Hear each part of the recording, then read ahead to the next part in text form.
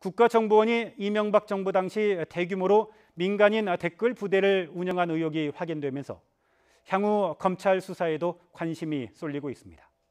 특히 국정원 측이 이르면 이번 주 일부 자료를 검찰에 넘길 것으로 알려지면서 이달 30일로 다가온 원세훈 전 국정원장에 대한 재판 선고에도 영향을 미칠지 주목됩니다.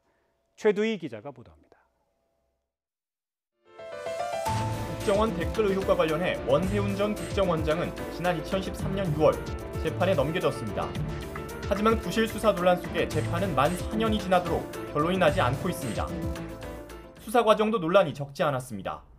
댓글 수사를 지휘하던 최동욱 전 검찰총장이 갑작스러운 혼외자 파문으로 자진 사퇴하는가 하면 윤석열 당시 수사팀장은 항명 파동 속에 자천 인사로 주변을 떠돌아야 했습니다.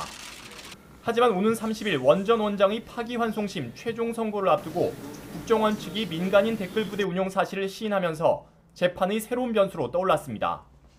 실제 국정원은 이르면 이번 주에 일부 자료를 검찰 측에 넘기는 방안을 검토하는 것으로 알려졌습니다. 검찰 관계자는 국정원 측으로부터 자료가 넘어올 경우 신속히 검토해 재수사 등 향후 방침을 결정하겠다고 밝혔습니다.